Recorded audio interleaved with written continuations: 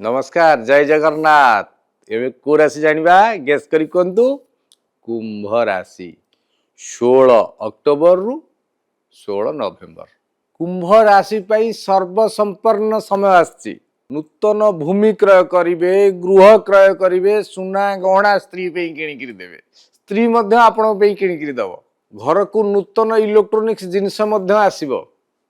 मन मानसिकता सब क्षेत्र में भल रहिबो। इंटरव्यू देइतले ना चाकरी आपन को अपेक्षा करछि। चाकरी रे जोग देवे। मन पसंद स्थान को मध्य स्थान परिवर्तन हबो। तीर्थ स्थान भ्रमण जोग रही।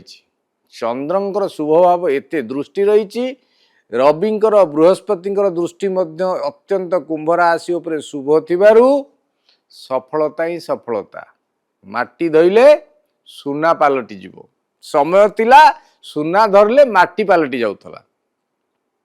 ये जो 12 मास मध्यरु ए मासटी आपणक पई अत्यंत श्रेष्ठ रहिबो।